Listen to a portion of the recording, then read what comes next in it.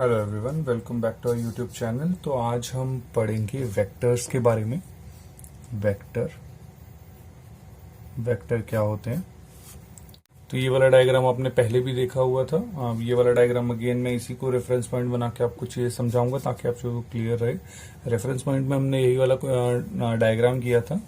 तो again will take it, this is O, this is A, this is B, this is C and this is D. अगर मान लीजिए मैंने आपको ये बता दिया कि ये 7 मीटर है या 7 centimetre, it does not make any effect, let it assume 7 metre, right. तो अगर ये रेडियस जो है, radius of the radius of circle is equal to 7 metre. अगर ये रेडियस ऑफ सर्कल 7 मीटर का है, राइट, तो इसका मतलब हम इसमें मुझे कोई भी डायरेक्शन बताने की जरूरत नहीं पड़ेगी कि 7 मीटर किस डायरेक्शन में। अगर रेडियस है तो इसका मतलब ऑटोमेटिकली होगा कि चारों तरफ होगा। डायरेक्शन की जरूरत नहीं होती, इसीलिए जो रेडियस ऑफ सर्कल हम कहते हैं उसको हम कहते हैं स्केलर। क्यों? क्योंकि इसमें सिर्फ मैग्नीट्यूड की बात हो रही है। लेकिन अगर मुझे O से A के बारे में बताना हो तो A के बारे में, जैसे हमने लास्ट पहले भी पढ़ रखा था कि अगर A के बारे में बताना होगा तो आई विल से कि A is 7 metre in east direction from O। तो A जो होगा वो 7 मीटर ईस्ट डायरेक्शन में होगा। ओके, तो 7 मीटर तो हो गया हमारा मैग्नीट्यूड और ईस्ट हो गई हमारी डायरेक्शन। सिमिलरली अगर मैं D की बात करूंगा तो D के लिए क्या लिख सकता हूं कि 7 मीटर इन साउथ। इन सबको मैं O से चेक करूंगा तो ये वो होगा, बाकी हमने रेफरेंस पॉइंट के ऊपर तो देख ही रखा था। तो the 7 metre is magnitude and south is direction, right. तो ऐसी क्वांटिटीज, दोज क्वांटिटीज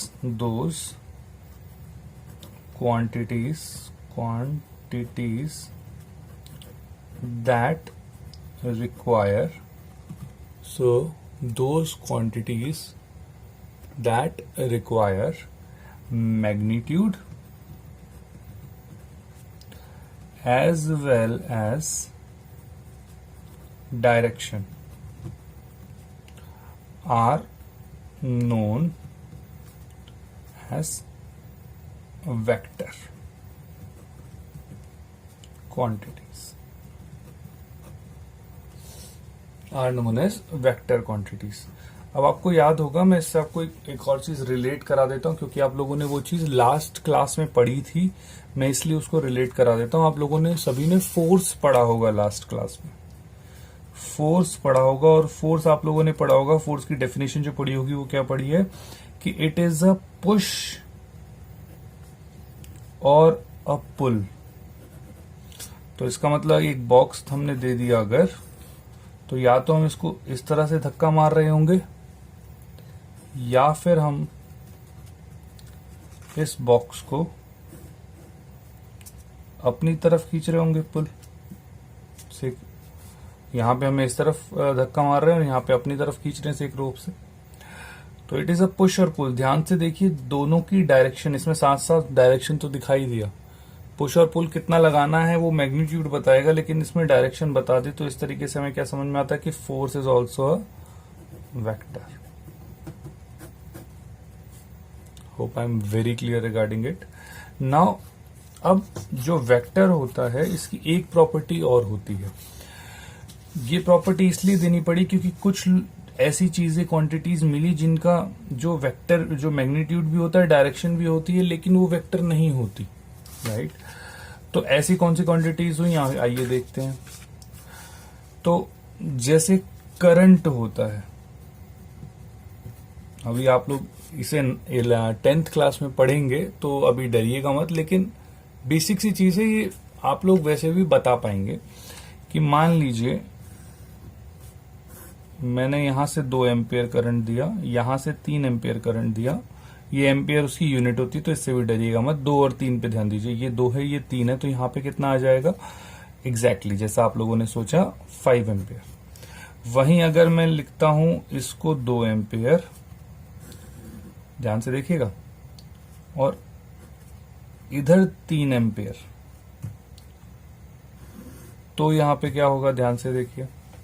तो इधर 2 एम्पियर, इधर 3 एम्पियर, तो इधर क्या आना चाहिए, एग्जैक्टली इस डायरेक्शन में 1 एम्पियर। तो अब ध्यान से देखिए, तो यहां पे डायरेक्शन चेंज हुई जिससे आंसर पे फर्क आ गया। इसका मतलब मैग्नीट्यूड भी है, डायरेक्शन भी। लेकिन अब ध्यान से देखें तो इसमें हमने डायरेक्ट ऐड कर दिया। इसे हम कहते हैं सिंपल एडिशन, सिंपल एडिशन। तो जो स्केलर होते हैं, इसका मतलब क्या है, जो स्केलर होते हैं उनके पास मैग्नीट्यूड होता है and they follow simple addition, and they follow simple addition, and they follow simple addition. तो फिर वेक्टर किसको कहेंगे, ध्यान से देखिएगा। वेक्टर को हम क्या कहेंगे, तो वेक्टर में क्या होगा, वेक्टर हैज मैग्नीट्यूड, तो vector has magnitude plus direction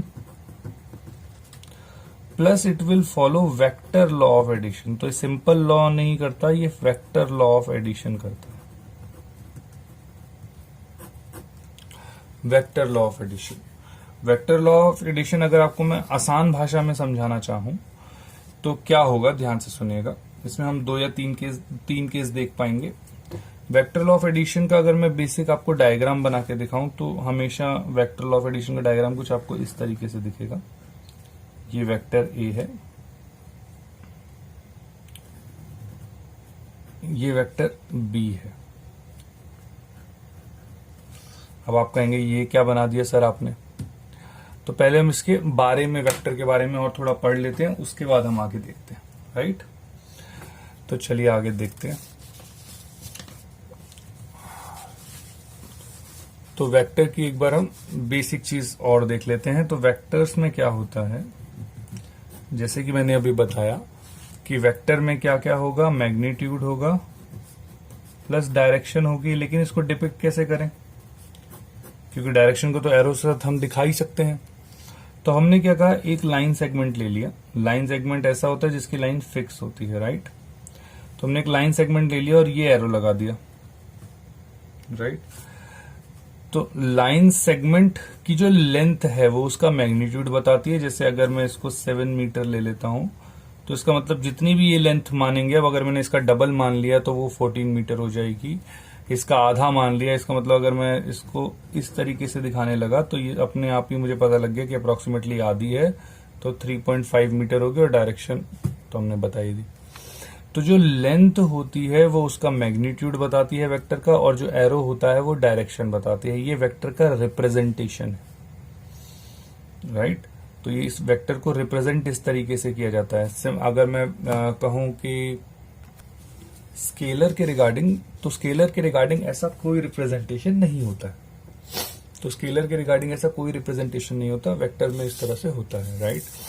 अब सेकंड पॉइंट, अगर मुझे 2 वेक्टर्स को ऐड करना है तो मैं क्या करता हूं, जैसे मान लीजिए मुझे इसी वेक्टर को अगर मैं बेसिक टर्म्स में लिखता हूं तो मैं क्या लिखूंगा, जैसे मान लीजिए मैंने लिखा ए बी, तो ये ए बी वेक्टर है, तो मैं इसको ए बी और ऊपर एक एरो डाल दूंगा इस तरीके से। तो ये ए बी वेक्टर हो गया। इसके बाद मैं क्या लिख सकता हूं, ए बी वेक्टर क्या है, 7 मीटर। अब ये कौन सी डायरेक्शन है, ईस्ट, क्योंकि मैं इसको ओरिजिन मान रहा हूं। तो 7 मीटर इन ईस्ट डायरेक्शन।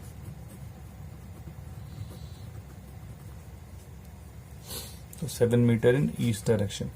तो ये जो ए बी होगा, ए बी के ऊपर ये जो लगा है, ये वेक्टर का हम फॉर्म मानते हैं, राइट। इसके बाद और क्या क्या होता है, ध्यान से देखिएगा। अब जरूरी थोड़ी है कि भाई ईस्टी डायरेक्शन में, वो वेस्ट डायरेक्शन में भी हो सकती है, वो नॉर्थ में भी हो सकती है, वो साउथ में भी हो सकता है। तो ऐसी चीजों के लिए क्या किया गया, ऐसी चीजों के लिए एक यूनिट डायरेक्शनल डेरिवेटिव्स जिन्हें कहते हैं, या यूनिट वेक्टर्स कहते हैं, उनका इजाद किया गया। जैसे कि हम बेसिकली अगर हम देखें तो हम क्या कह सकते हैं, ध्यान से सुनिएगा, कि ए वेक्टर, नाउ ये जो हमने एरो डाली है इसमें एक जो ए पॉइंट होगा इसको हम कहते हैं इनिशियल पॉइंट, राइट। इसको कहते हैं टर्मिनल पॉइंट। अब मैं कहता हूं अगर मैं दो चीजों को ऐड करता हूं, तो मैंने कहा कि दो वेक्टर हैं, ए बी वेक्टर और सी डी वेक्टर। दो वेक्टर हैं, एक है ए बी वेक्टर, एक है सी डी वेक्टर। अगर इन दोनों को ऐड करना है तो मैं क्या करूंगा, पहले मैं ए बी वेक्टर ड्रॉ करूंगा और उसके ऊपर एक सी डी वेक्टर ड्रॉ करूंगा। तो हम क्या करते हैं, जो दूसरा वेक्टर होगा उसका पॉइंट, जो एंड पॉइंट है वो इसके टॉप पे रहेगा और एरो जो भी डायरेक्शन होगी वो बी की, वो उस डायरेक्शन में होगी। तो ये मेरा ए बी वेक्टर हो गया और इस यहां से ये सी और ये डी वेक्टर हो गया। Hope I am very clear about it. Now अब हम जाते हैं वापस से अपनी डेरिवेशन पे। तो डेरिवेशन मैंने क्या बोला था कि अब मान लीजिए, अब देखिए ए बी वेक्टर और बी सी वेक्टर, अब ए बी वेक्टर का जो मैग्नीट्यूड है क्या मैं ले सकता हूं, वो ए है। इसी तरीके से जो सी डी वेक्टर है उसका जो मैग्नीट्यूड है से वो बी है, right. Again I am repeating क्या, कि ए बी वेक्टर का जो मैग्नीट्यूड है वो ए है और जो बी डी वेक्टर है उसका जो मैग्नीट्यूड है वो बी है। अब इनको ऐड करना था, तो मैंने इसको अब थोड़ा ए और बी, ये ए बी सी डी जो नीचे लिखा है वो मैं उसके बगैर लिख रहा हूं, ध्यान से देखिएगा, सिर्फ मैग्नीट्यूड लिख रहा हूं। तो जो ऐड करके आएगा वो ये सी वेक्टर आएगा, राइट। अब इसका सॉल्यूशन इज डिफरेंट मैटर, आप लोगों के अभी वो काम का है नहीं, विद ड्यू टाइम मैं आपको लोगों को उसके बारे में बता दूंगा। लेकिन अभी के लिए बस इसको ऐसा समझ लो कि इस सी का जो मैग्नीट्यूड है उसको देने के लिए हम क्या करते हैं, इसको ए स्क्वायर लिखते हैं, B square plus 2ab, right. A square A plus B के होल स्क्वायर का जो आपने फॉर्मूला सुना होगा वो वैसा ही है, प्लस अगर मैं इसको थीटा मान लेता हूं, ये क्या है, ए और बी के बीच में कितना एंगल है, क्योंकि अगर मैं इसको आगे बढ़ा दूंगा तो जैसे अगर इन दो के बीच में मुझे एंगल निकालना होता है तो मैं क्या करता हूं, जो एक की जो इनिशियल पॉइंट, दोनों के इनिशियल पॉइंट को जोड़ना होता है, तो दोनों के इनिशियल पॉइंट में कैसे जोड़ूंगा, इसको आगे बढ़ाना होगा तो वो कुछ इस तरीके से करना पड़ेगा। तो ये बी हो गया हमारा और ये ए हो गया, तो ये बी हो गया और ये ए हो गया, तो ये जो एंगल होगा ये इन दोनों के बीच का एंगल होता है, राइट। तो अभी हमने क्या सीखा कि हम एरो से रिप्रेजेंट करते हैं किसी भी वेक्टर को, लेंथ उसकी फिक्स्ड होती है किसी भी वेक्टर की। अगर ऐड करना होता है तो उस एक वेक्टर का फाइनल पॉइंट और दूसरे वेक्टर का इनिशियल पॉइंट एक साथ जोड़ते हैं, और अगर दोनों के बीच में एंगल निकालना होता है तो दोनों के इनिशियल पॉइंट्स को साथ जोड़ के उन वेक्टर की डायरेक्शन एज इट इज बना देते हैं, तो एंगल निकल आता है। अब मैग्नीट्यूड अगर निकालना है तो सी वेक्टर को निकालने के लिए तो हम क्या कर देते हैं, A square plus B square plus 2ab cos theta, right. अब मुझे पता है आप लोगों ने ट्रिग्नोमेट्री नहीं करी है, लेकिन ये जो पार्ट है कॉस थीटा, ये ट्रिग्नोमेट्री का पार्ट है। अभी आप बस इसको ऐसा लगा लो कि ये फॉर्मूला है जो आप जनरली यूटिलाइज करते हैं वेक्टर लॉ को फॉलो करने के लिए। लेकिन आप कहेंगे सर अभी तक तो हमने ऐसा कुछ नहीं किया, तो बेटा आपने किया है लेकिन आपको पता नहीं है। मैं आपको बताता हूं कैसे। जैसे आप लोगों ने किया है, अभी आप लोगों ने पाइथागोरस थ्योरम बार बार यूज करी, 2-3 बार हमने यूज करी है डिस्प्लेसमेंट निकालने के लिए इससे पहले, राइट।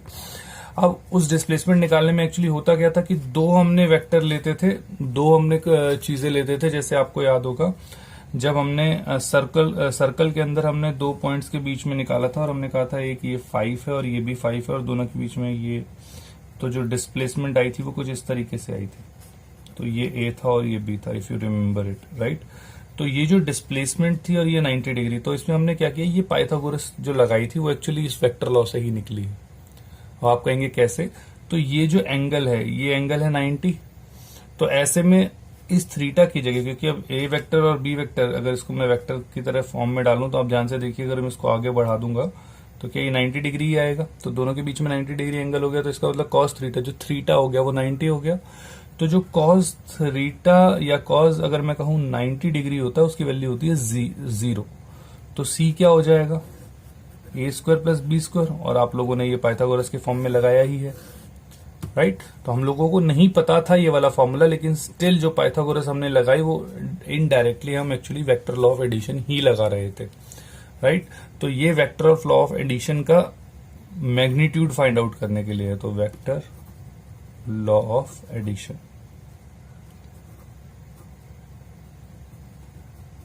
राइट, उसका मैग्नीट्यूड फाइंड आउट करने के लिए हम ये फॉर्मूला यूज करते हैं। तो आपको बेसिक ये याद रहेगा कि जो वेक्टर होंगे उनके पास मैग्नीट्यूड होगा, उनके पास डायरेक्शन होगी, और वो वेक्टर लॉ ऑफ एडिशन को फॉलो करते होंगे। Is I am right? So this is it for now. I hope कि आपको वेक्टर की जो बेसिक क्लास है वो आप लोगों को इसमें समझ में आया होगा कि वेक्टर क्या होता है और वेक्टर के डिफरेंशिएट आप कैसे कर सकते हो एक स्केलर से। तो वही तीन चीज again I am repeating it कि वेक्टर के अंदर मैग्नीट्यूड होगा, वेक्टर के अंदर डायरेक्शन होगा, और वेक्टर कोई भी क्वांटिटी होगी तो वो vector law of addition follow करेगी। तो अगर मैं इसके हिसाब से देखता हूं तो डिस्प्लेसमेंट जो है वो हमारी वेक्टर लॉ ऑफ एडिशन को फॉलो करती है। तो displacement is a vector, whereas distance जो होगा वो स्केलर होगा। एक और एग्जांपल जो मैंने अभी इसी क्लास में दिया वेक्टर का वो है फोर्स, क्योंकि आप लास्ट क्लास में फोर्स थोड़ा सा आपको आइडिया है कि इट्स अ पुश और पुल जो होता है, तो it is also a vector, right. So thank you. We'll meet in the next lecture with the differences between distance and displacement. Thank you for watching our video. Please keep commenting कि आपको videos कैसे लग रहे हैं, और next video आने तक learn करें, लाइक करें, शेयर करें और सब्सक्राइब करना ना भूलें। बेल आइकन बटन दबाएं और दोस्तों में हल्ला गाएं।